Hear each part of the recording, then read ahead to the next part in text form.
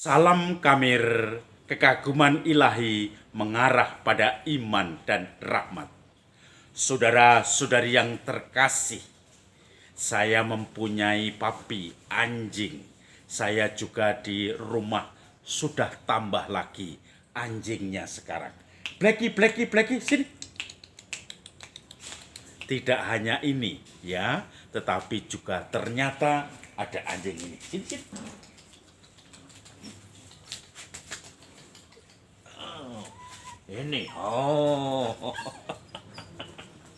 Ini semua canis.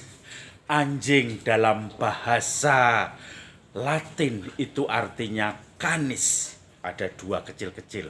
Ada satu yang sudah sedang beranak sekarang. Dan kemudian ada satu pejantannya. Canis. Maka ada seminari mertoyudan menengah, itu juga simbolnya anjing. Canis artinya apa? Kesetiaan. Anjing adalah simbol kesetiaan. Ya, setia. Bagaimanapun nasibnya, bagaimanapun nanti ketika sudah susah, semuanya selalu dihadapi. Maka anjing itu simbol binatang yang setia, kesana kemari ikut. Karena apa? Karena dia itu walaupun susah, tetapi akan setia pada tuannya. Nanti dia akan selalu menunjukkan dalam kondisi yang terburuk pun akan selalu ingat pada tuannya. Ketika masih kecil ditinggal, kemudian nanti ketemu lagi setelah 10 tahun, itu pun masih ingat. Saudara-saudari yang terkasih, hari ini merupakan pesta Santa Maria Magdalena. Maria Magdalena itu sering ditunjukkan atau diungkapkan atau digambarkan sebagai wanita pelacur, wanita nakal, wanita jalang. Padahal itu tidak ada di dalam kitab suci. Ada beberapa penafsir yang mengatakan bahwa Maria Magdalena adalah seorang wanita yang nakal, pelacur, dan seterusnya. Yang bacaannya pun dijejerkan dengan bacaan pelacur yang hampir dirajam karena kemudian ditolong Yesus tidak jadi, dia kedapatan berbuat zina. Itu kadang-kadang diasosiasikan sebagai Maria Magdalena. Tapi yang jelas di dalam Injil dikatakan Maria Magdalena itu adalah yang disembuhkan oleh Yesus dari 7 iblis, 7 roh iblis yang sudah menguasai dia. Dan kemudian rupanya kesetiaan Maria Magdalena ini selalu ditunjukkan. Saudara-saudari yang terkasih, Injil hari ini pun menggambarkan itu. Pagi-pagi benar ketika Yesus habis disalibkan dan dimakamkan.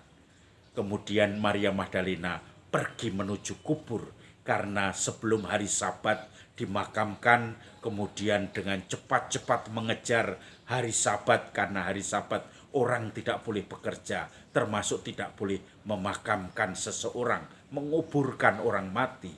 Maka Yesus dimakamkan dengan cepat-cepat. Bahkan belum sempurna semua olesan-olesan, balsem-balsem dan pengawet-pengawet dari badannya. Maka kemudian Maria membawa rempah-rempah pagi-pagi ke makam Yesus ketika hukum atau hari Sabat sudah usai.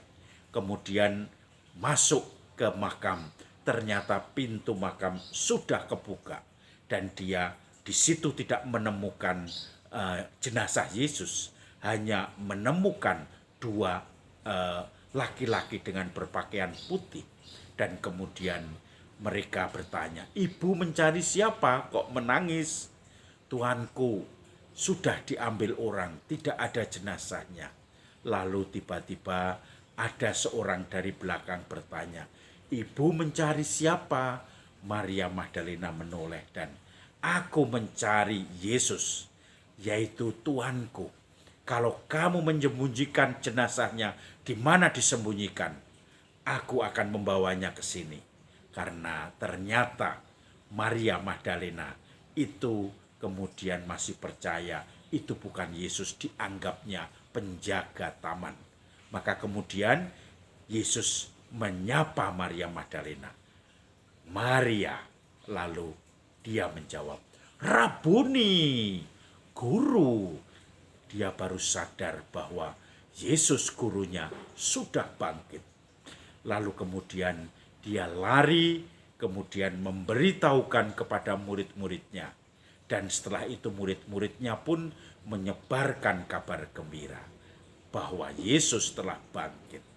Maka ketika mau dipegang oleh Maria, Yesus kemudian menjawab, jangan memegang aku, sebab aku belum pergi kepada Bapakku dan Bapamu, Allahku dan Allahmu. Saudara-saudari yang terkasih, Maria memberikan kabar kebangkitan Yesus kepada para rasul. Para rasul nanti yang akan mengabarkan kepada semuanya. Maka sebetulnya rasul di antara para rasul itu adalah Maria Magdalena yang mewartakan pertama kali kepada para rasul, 12 murid, bahwa dia telah melihat Yesus yang bangkit. Dan kita melihat kesetiaan Maria Magdalena. Bahkan ketika Yesus sudah dimakamkan pun, kesetiaannya tidak pernah luntur. Orang-orang meninggalkan Yesus ketika Yesus disalib. Apalagi ketika sudah dimakamkan, dimakamkan tertutup. Tetapi ternyata Maria Magdalena masih setia walaupun sudah dimakam. Ingin memberikan balsem dan juga rempah-rempah dalam tubuh Yesus supaya nanti sempurna upacara penguburannya, pemakamannya. Rupanya Maria Magdalena melihat Yesus yang bangkit. Kita juga melihat Maria Magdalena yang setia sampai di depan salib ketika Yesus disalibkan. Bersama Maria, Ibu Yesus. Kita bisa melihat juga Maria Magdalena yang mengusapi kaki Yesus dengan minyak yang wangi, yang harumnya kemana-mana, sebagai ujung dari persembahan dia kepada Sang Guru sejati, yaitu Yesus sendiri. Kesetiaan menjadi kunci kesucian, keutamaan Maria Magdalena. Saudara-saudari yang terkasih, kita melakukan banyak sekali suatu janji, suatu kerentak, keinginan, will, harapan, dan kemudian hati kita kadang kita tuntaskan di dalam janji-janji kita. Janji perkawinan, janji ketika kita disumpah dalam pekerjaan kita, janji kita sebagai pengikut Kristus di dalam baptisan kita. Walaupun kita dibaptis bayi, kita pun tetap berjanji. Janji yang selalu disetiai inilah yang akan membuat kita seperti Maria Magdalena. Di dalam kesetiaan kita meninggal, di dalam keharuman kita diselamatkan. Saya teringat seorang guru yang sekarang sudah meninggal.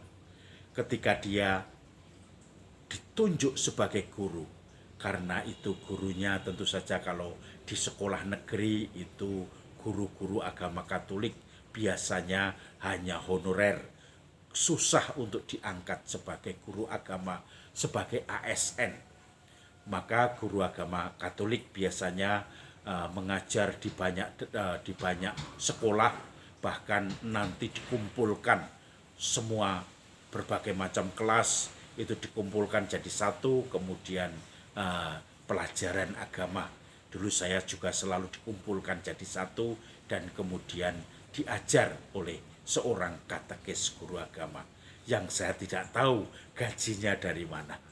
Tetapi guru agama biasanya selalu setia. Bahkan ketika sudah nanti diangkat, ada juga yang diangkat menjadi PNS, tetapi bukan PNS dari Departemen Pendidikan, tetapi dari Kementerian Agama. Dan kemudian nanti setelah pensiun, kalau ada ini ya, Tapi kebanyakan guru agama Katolik bukan ANS, hanya semacam guru honorer saja, guru sampiran saja. Tetapi karena menutup bahwa tidak ada guru agama Katolik. Tetapi kalaupun ada, mungkin satu kabupaten hanya 1 atau 2 orang saja. Dan kemudian Bapak itu termasuk guru honorer yang bukan ASN. Lalu dia setelah usia semakin tua, tidak ada istilah pensiun. Bekerja, mengajar, dan selalu menunjukkan dirinya sebagai katekis. Kesetiaan kanis yang ditunjukkan tadi sungguh-sungguh membuat orang-orang respek, hormat kepadanya, dan tentu diberkati Tuhan. Maka ada juga yang ASN, yang kemudian pensiun tetapi semakin bersemangat di dalam karya ketika sudah dinyatakan pensiun. Dan ini menjadikan sesuatu bagi dia kerasulan, kesetiaan, karena tugas mewartakan kebangkitan Tuhan dibebankan kepada siapapun yang percaya pada Kristus. Bukan beban, tetapi tugas yang suci dan menggembirakan. Maka saudara-saudari, mari kita hidupi kesetiaan ini. Kanis, anjing kesetiaan sebagaimana Maria Magdalena setia kepada Yesus Sang Guru. Salam Kamir, kekaguman ilahi mengarah pada iman dan rahmat.